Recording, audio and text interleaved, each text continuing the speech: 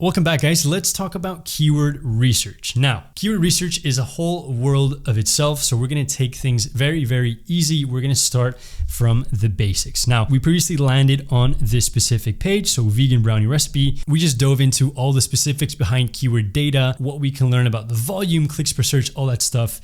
So very interesting ideas. Now, let's talk about keyword research, right? So the main objective behind keyword research is to find new ideas, find new keywords that are related to that main keyword that we're looking for. This gives us ideas for content creation, gives us ideas for keywords that we need to include in the content, and it allows us to understand our space and what type of content our competitors are producing a little bit better, right? So when we land on one of these keyword overviews, we have a few different options of doing keyword research, right? So we have this section right here called keyword ideas. And so there's 3 categories here. Well, there's usually 4, but this one has no questions as of right now. So we have terms match, also rank for, and also talk about. Okay, so terms match, as you guys might already know, is basically there are keywords that have the same terms inside of that keyword. So I've added in vegan brownie recipe as the keyword. We're always going to have vegan brownie recipe in that keyword. It might not be in the same specific order, but vegan brownie recipe, those 3 words will be in this category of keywords.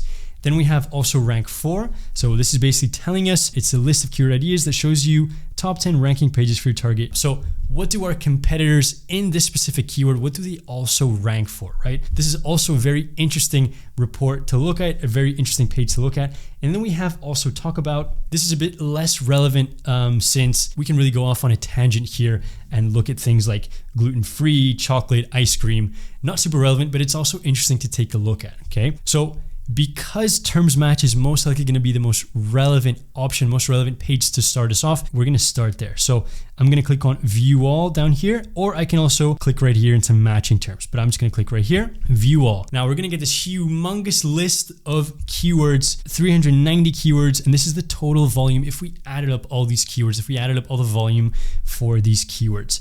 Now this is a bit of a mess. It can definitely be quite confusing and a lot of data if you're just looking at it for the first time, but it's actually a lot simpler than it seems. So all of these metrics right here, we just covered, right? So all of that, we have that covered. So keyword difficulty, we just spoke about. That's how difficult it's going to be based on authority, based on links. Again, we're going to talk about that in just a second. But again, we understand that metric. That's just the general difficulty of that keyword. How hard would it be to rank for this keyword with a new website? And this number is quite hard. Just to have a bit of an idea on the ranges, anything above 10, 15 for a brand new website is going to be difficult to rank, right? So we want to make sure that we understand those numbers. Again, we're going to talk about authority in just a second, but it's important to note that. Then we have the volume, which we spoke about. So that's that monthly number of searches. The global volume, this is something that we didn't speak about, but it's just the sum of all countries and their respective search volumes into one specific metric. So if we were able to target this keyword internationally, this is the total global volume that we could get, right?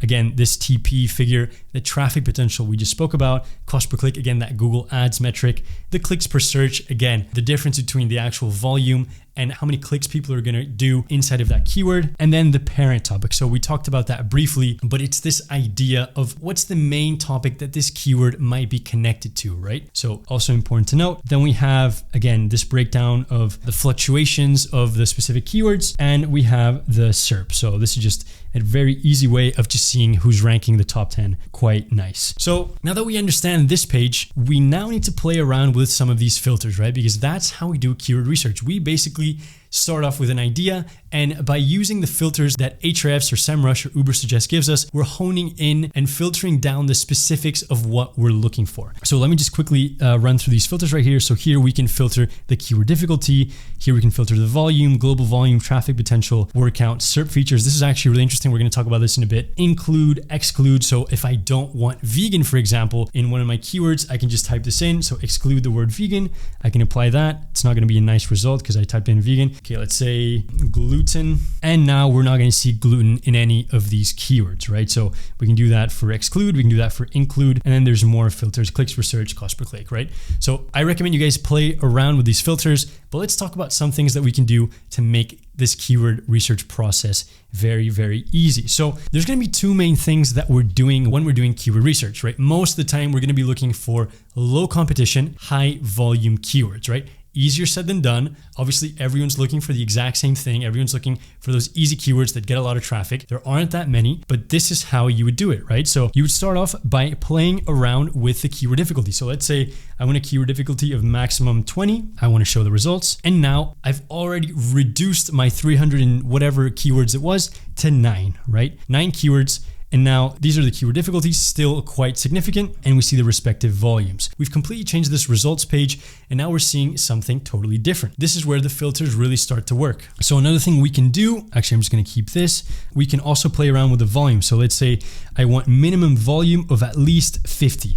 I'm going to show results, and now we're down to 4 keywords, right? So 4 keyword difficulty max of 20 with volume minimum 50, we have 4 keywords, right? So this looks like the easiest one, weed brownie recipe vegan. If you guys actually make that recipe, send it over to me. I'm just kidding, guys. Now we have an idea of the type of keywords that we can rank for this specific keyword. Now, that's the absolute basics of how to find those low competition, high volume keywords. But let's talk about some tips that are really helpful when you're doing keyword research. So number one is I always recommend starting with a very generic term, right? Because what we're gonna do is we're gonna hone down, we're gonna filter through all these different things that we'd like to see. So low competition, high volume. And so we wanna start off with something generic, and then we want Ahrefs to tell us what's the best variations for those keywords. So let's say I'm starting a vegan recipe blog. So I'm gonna start off with vegan recipe. I'm gonna click that in, and now we have 52,000 keywords. That makes a bit more sense, right? So let's start off with keyword difficulty. I want max of 10. I'm gonna show results. We have 1,000 keywords, and I'm gonna get rid of that bottom long tail, right? There's gonna be a lot of keywords, as we talked about in the long tail. They're gonna have little bits of traffic. So 10, 20, 30 searches a month. I want minimum 50 searches a month. Otherwise that keyword's too small for me right now, right? So now we have 536 keywords, total volume 78K. So that's pretty good, right? And we have all of these different keywords. So vegan dumplings recipe, keyword difficulty of 10, volume 900. This is a phenomenal keyword, right? Now I know that this is easy. So maybe if I got a few links, again, we'll talk about this in a second, I could rank pretty well. And so this is where I would start, right? If you're starting at level absolutely 0, maybe lower that down even to a keyword difficulty level 5 or lower, right? And then we're gonna see all these different keywords. And a lot of the work behind keyword research is just going through, looking at keywords and looking at competitors, okay? Now, let's talk about a second tip. We've only been looking at the matching terms dashboard, the matching terms page, right? So there's also related terms. So we can do the same thing here. Let's say a max of 10 and a minimum volume of 50. I'm gonna apply that. And now we have completely different keywords, but also great results. So feasting at home, not sure how that's relevant, but vegan fall recipes, that's brilliant. 600 searches a month. It's a 6 keyword difficulty. So we could work up to this. This is something that's interesting. Vegan gourmet, soft vegan foods. That's a great keyword there. Vegan fall dinners, easy vegan fall recipe. So it looks like the fall aspect of this keyword is quite easy, and maybe there aren't a lot of people talking about it. So that could be one of the ways that I enter this vegan recipe market, right? So that's another thing. So take a look at the related terms. We also want to take a look at the also talk about. Again, that was that last category in that keyword data page. If you guys remember, that was the least relevant collection of keywords, right? So now we're looking at small shell pasta, corn tortillas vegan. So not the most relevant keywords, but it's interesting to take a look at it. Now, if we go back to matching terms, there's this last thing that I recommend you guys do, and that's take a look at the questions, right? So questions are a great thing that we can add to our content. We're gonna talk about content in a little bit, but it also gives us an idea of what things are people asking about, right? Can we create content specifically for one of these keywords? Does that make sense, right? So how to make a vegan cake recipe, how to make vegan heavy cream recipe. So these are great questions. The keyword difficulty clearly isn't very high. So when Ahrefs gives us an NA, it means that it most likely is 0, or there isn't enough search volume to actually calculate, or it just isn't competitive at all, right? So this would also be a great place to start. Not a lot of volume, but very easy keyword to compete with. So that's the basics of doing keyword research. This is keyword research part 1. There's one very important thing that we're ignoring, and that's after we do all this research and we find that low competition, high volume keyword, the absolutely perfect keyword, we can't actually pick that keyword and start creating content for that keyword before we dive deep into the competitors, right? So I'm gonna take that example that we were using before. So I'm gonna do maximum 10 and minimum 15 volume. And I'm gonna click into this vegan croissant recipe, right? So once I found this keyword, and I think that this is a phenomenal keyword, the next step is we're basically going to need to understand how to analyze this SERP overview. And to analyze the SERP overview, we need to talk a little bit about authority, about link building, and what this all means inside of Google. So that's this next chapter. We're then going to be coming back to keyword research part 2, where I'm going to help you guys understand what is the right keyword to pick, right? And how do we pick the right keyword? So more on that later. I'll see you guys in the next chapter.